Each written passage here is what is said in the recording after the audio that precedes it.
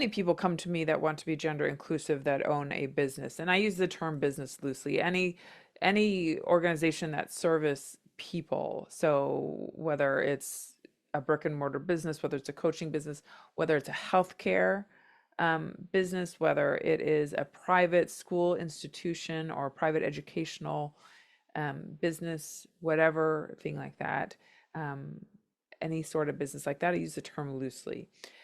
And with all of them combined, when I hear a hesitation on being gender inclusive, one of the main reasons is fear. And that's what I want to talk about today is that fear of being gender inclusive because it's real and many people experience it. So let's talk about it. So the two big reasons that I hear fear of being gender inclusive are one, they're going to attract more haters or and potentially lose business, or two, they're afraid of doing the wrong thing, of saying the wrong thing and then losing business. And to be quite honest, in a true catastrophe spiral, meaning I say the wrong thing and then this happens and this happens, this happens, the bottom of the spiral lands in cancellation, being canceled and their business closing. So let's talk about these fears and discuss them. Let's start with that first one. It's going to attract more haters. The truth of the matter is, it might. I can't say it won't. It might. When you are gender inclusive, it might, and it might not. Sometimes I think the fear is greater than the actual risk, but it's possible, and I'm not going to say it's not possible. And it also depends on what you are doing to be gender inclusive, because this is where I think people inflate the risk. Part of being gender inclusive is changing everyday language to everyday language. Like sometimes I think we think it's using some brand new vocabulary, and it's not. It's like changing, saying um, the men and women that work with us, blah blah blah, and changing that to everybody who works with us. Simple change. It's not a big neon sign going, look at them being gender inclusive.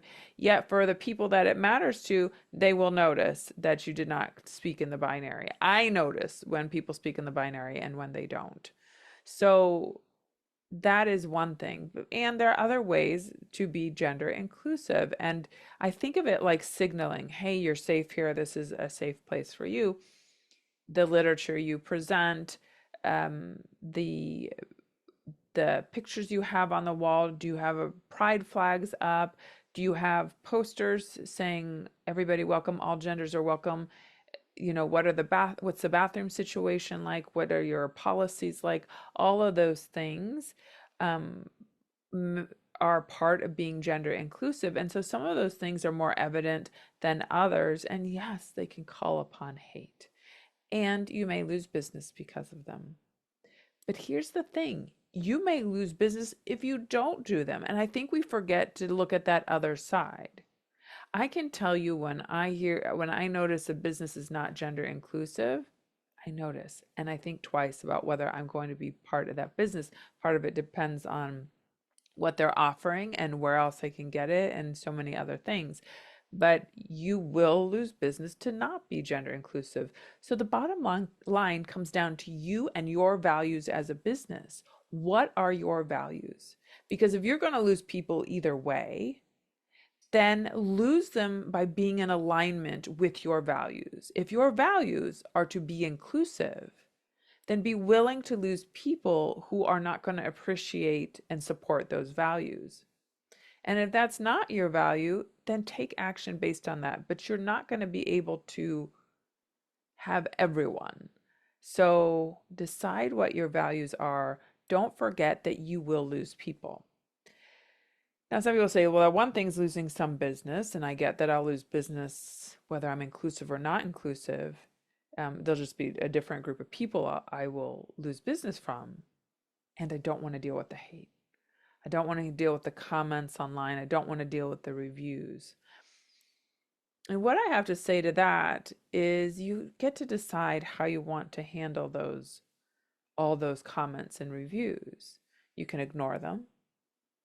You can address them individually. You can address them as a whole. You can You can invite supporters to come in and speak up for you, whatever that is. And that's almost a podcast for another time. But there are ways to manage hate, because we have to manage people unhappy with our business all the time. This is no different. So let's get to the second fear. The second fear is about saying the wrong thing. Well, I'm really worried about saying the wrong thing and hurting somebody's feelings and upsetting somebody. And a lot of times there's kind of a thought catastrophe spiral, right? Like we think, if I say the wrong thing, then they're going to react this way, and this is what's going to happen, da, da, da, da, da, and I'm going to get canceled, and I'm going to lose my business. And that is a real fear I hear from people, as it goes to there, from saying the wrong thing ends up in a cancellation, losing the business. And I do believe anything's possible. It truly is. But let's back it up a little bit, and let's start with the fear of saying the wrong thing. Because, I mean, let's be honest, saying the wrong thing feels bad. When we hurt someone's feelings, or when someone's feelings are hurt, when someone gets upset based on something we do or we say, it doesn't feel good. It doesn't. Let's be honest. And it happens all the time outside of the transgender and non-binary community. I have witnessed it, I've seen it, I've experienced it. As an OBGYN, I can tell you that I know people that are, people make comments of, oh, so when are you due? When are you expecting? Assuming somebody's pregnant when they're not. Another example of where we make those kind of mistakes is when we misjudge a relationship.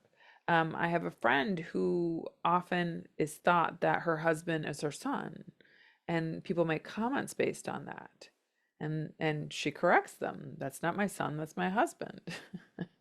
And there are other things like that. I've had friends who have been confused to be the grandparent of their children when they're the parent, not the grandparent of their children. There are lots of examples where we misjudge who somebody is, and it feels bad.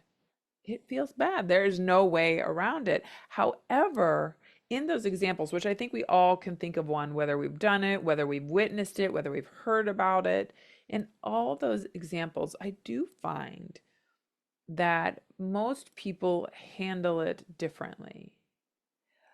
In the sense that if you think somebody's relationship, like my friend, you think they're parent and child rather than partners, then a lot of time people give grace to the people that were wronged, that of course they're upset. I really messed that up. Of course they're upset. They have every right to be upset.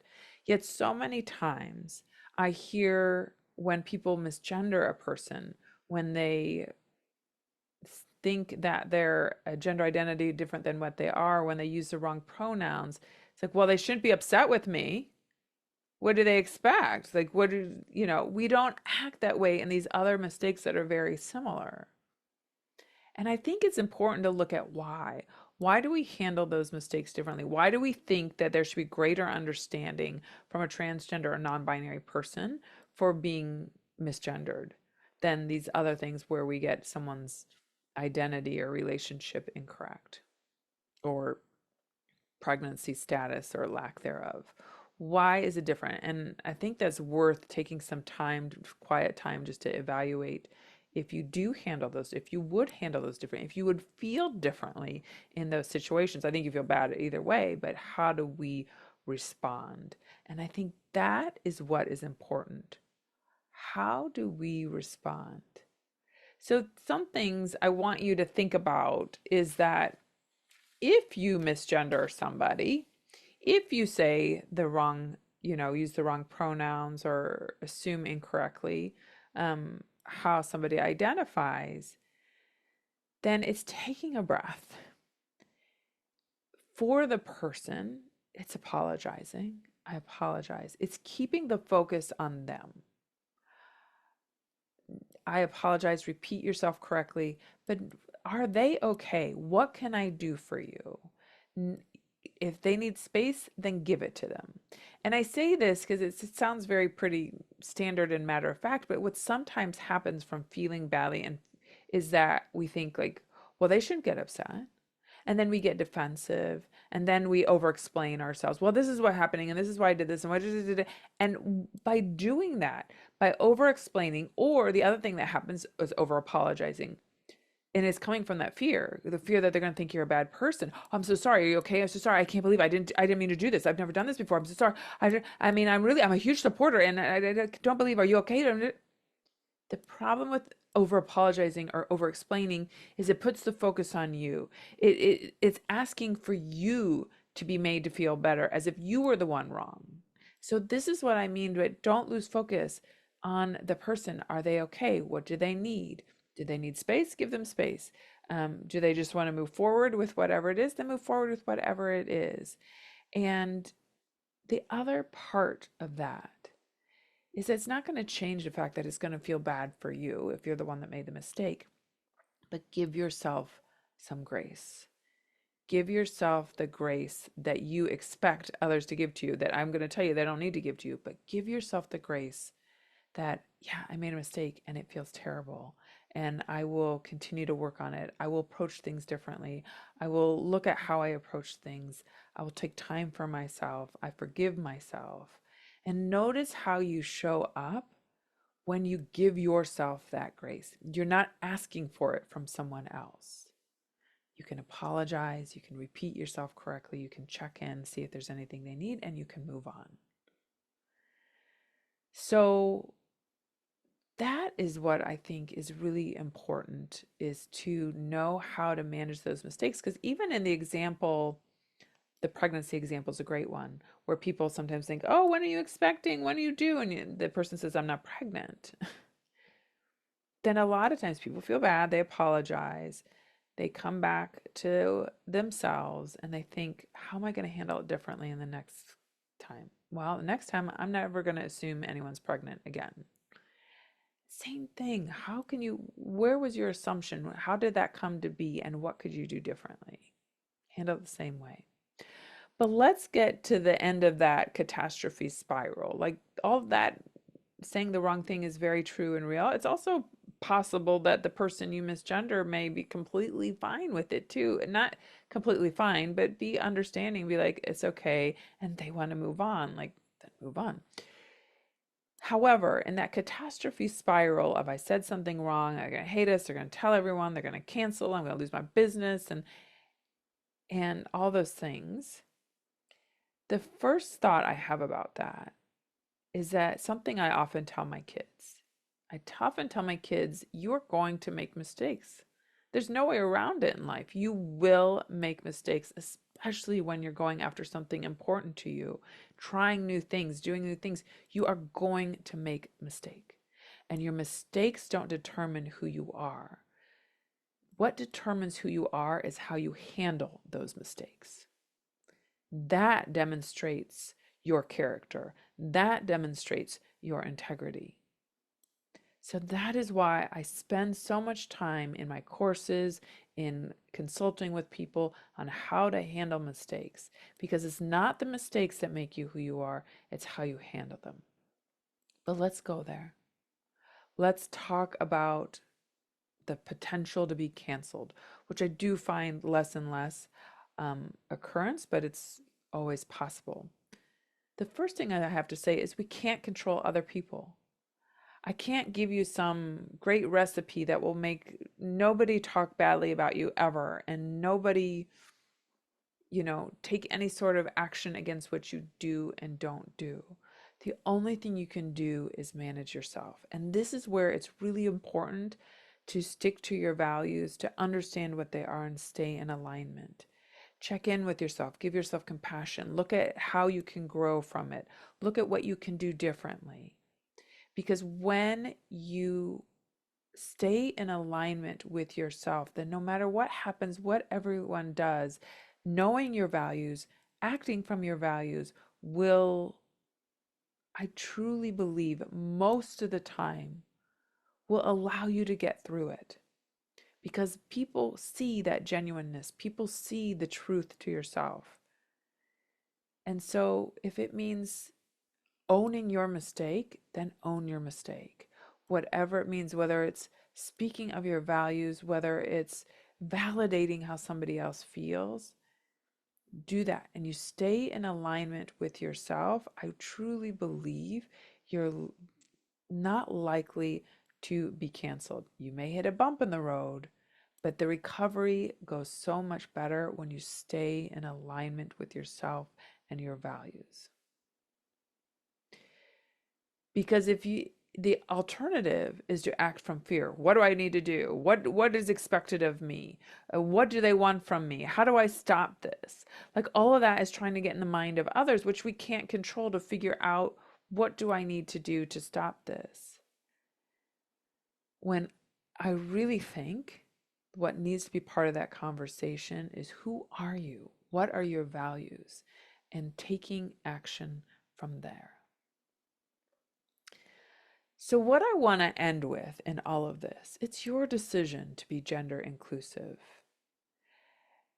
And if you allow fear to drive that decision, it's not going to feel good. It is always going to be in the back of your head whispering, why don't you do this? Why aren't you doing this? Because if it is your value, then to avoid it out of fear is going to keep you in misalignment with yourself. So sit down. If you want to be more gender inclusive, answer the question why. Why do you want to be more gender inclusive? Hold on to your reason, to your values, to your motivation. Because when you hold on, it doesn't mean that fear won't come up, because fear will come up. We are meant to fear out of protection for ourselves. But if we remember our why, then it's easy to go, I understand why you're here. It is scary to make a mistake. I don't want to hurt anyone's feelings.